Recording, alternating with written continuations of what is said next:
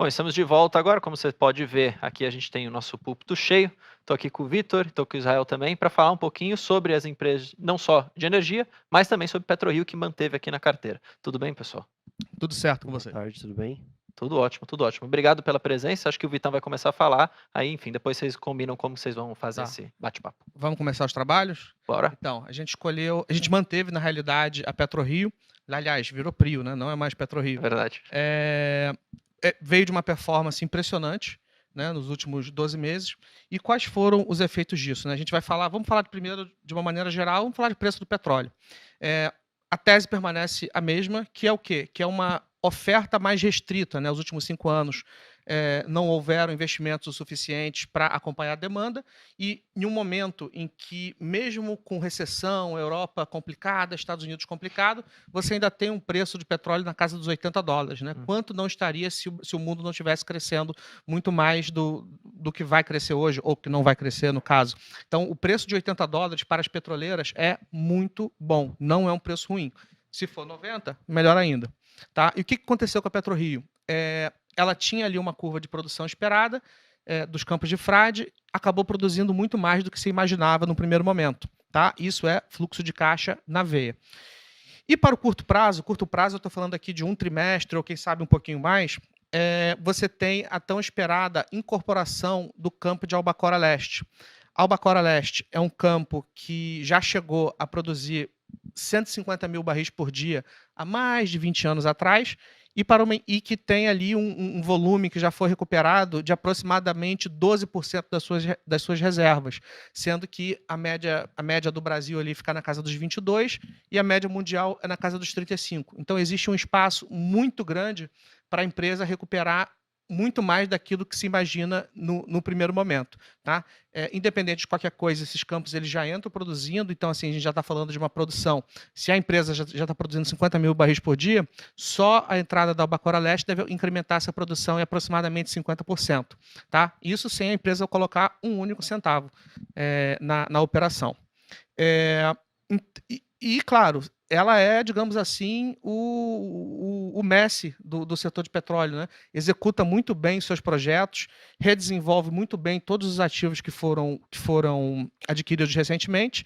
Então, assim, você vai pagar um pouco mais caro nela em relação, sei lá, à própria Petrobras ou em relação a outros ativos? Sim, mas vale lembrar que ela é um case privado e com um pipeline de investimento brutal para os próximos anos. Né? Então, assim, a produção deve mais do que dobrar em relação aos números de hoje, quando ela atingir o pico de produção daqui a uns 3, 4 anos.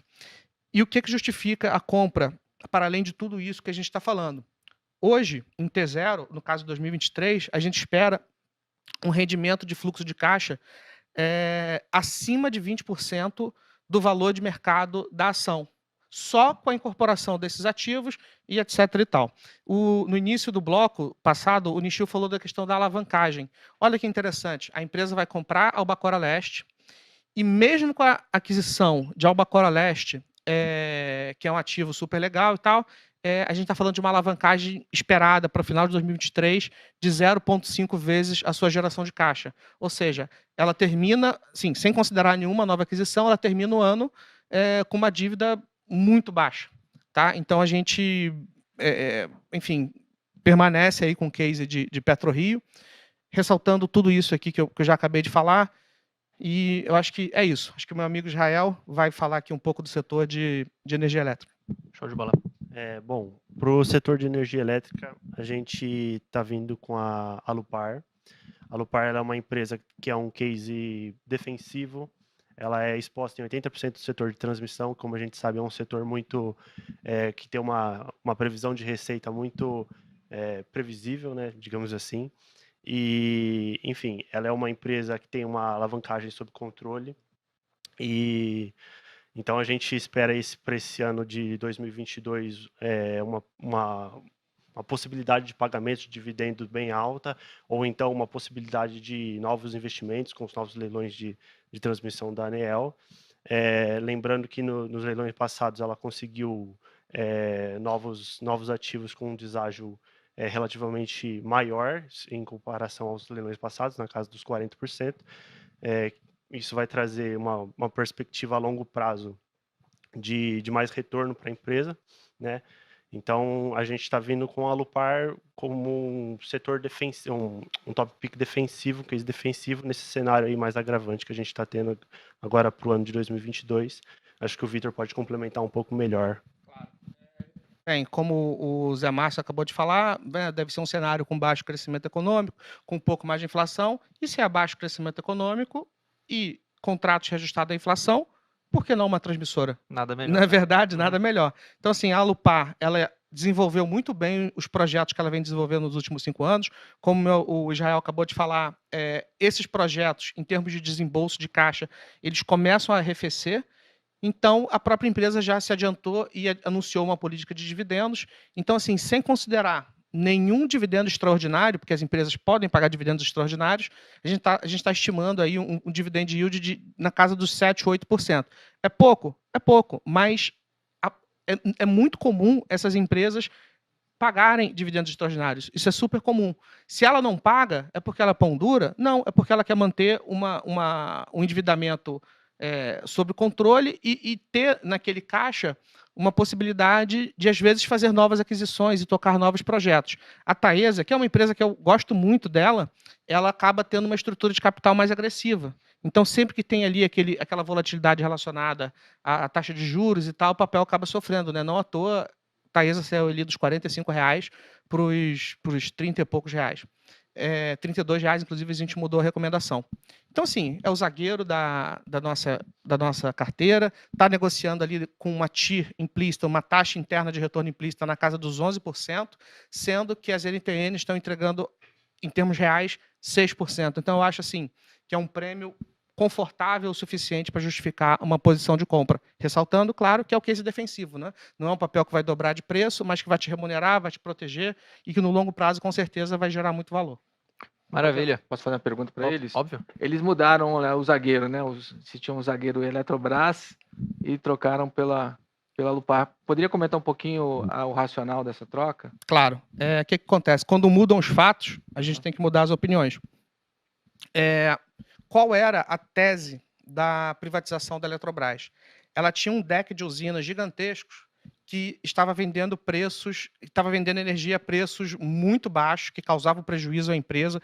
Isso desde 2012, lá naquela famigerada canetada 2012 ou 2013, mas enfim, desde a famigerada canetada da ex-presidente. No momento da privatização, a empresa paga uma outorga para o governo federal e admite-se que ele vai vender aquela capacidade disponível a preço de mercado. Tá? No momento da privatização, qual era o preço de mercado, né, o preço de longo prazo? Estava na casa dos R$160. E o que aconteceu agora, um ano depois? Os preços de longo prazo eles caíram muito. E por que caíram muito? Porque a gente ainda tem um cenário de preço de baixo consumo, né? Não tem tanto consumo econômico contratado para os próximos 2, 3 anos, e você tem muita oferta. Né? Você tem a capacidade instalada das empresas, mas São Pedro ajudou. Né? Choveu para caramba, os reservatórios estão bem cheios, então tem muita água, tem muita energia. Então isso derrubou os preços de longo prazo. Então, assim, parte do princípio que essa recontratação não vai acontecer mais aos preços tão interessantes que a gente imaginava um ano atrás. Então, foi semana passada, ou segunda, não, foi segunda-feira dessa semana, eu publiquei o update das empresas de geração, em que a gente debate exatamente isso, tudo que aconteceu lá. Então, talvez o preço da energia fique aí nesses níveis. Quanto é que está hoje o preço? Está em 124, se eu não me engano. E, para quem não sabe, nós vamos fazer uma live com o nosso diretor de comercialização, o Sérgio Romani, só para falar de preço de energia. Eu vou falar só um pouquinho sobre a tese das empresas, e ele vai dar uma aula sobre preço de energia. São poucas as empresas financeiras que têm dentro delas uma comercializadora de energia. Acho que aqui na Faria Lima deve ser o BTG, enfim, outros concorrentes, BTG, XP, mas assim, os bancões não têm nenhum. Então, assim, é uma oportunidade muito única de conversar com alguém que está ali com a barriga no fogão só para falar de preço de energia. Então, a gente vai assistir uma aula aí sobre... Então, o problema da Eletrobras hoje é isso. A energia é mais baixa, ela tem um pipeline de descontratação bem relevante, e à medida que ela se descontrata a preços menos interessantes, infelizmente, ela deixa de ser top pick, ainda tem upside, tem muito corte de custo ainda, mas não é... Então a gente faz uma troca, né? Show de bola. Então, Israel, obrigado pela presença aqui de vocês. Lembrando, tá? Se quiserem ler depois com mais calma, a escolha tem lá no relatório que vai ser publicado lá na plataforma Genial Analisa. Tem um link aqui no chat do YouTube para você se inscrever.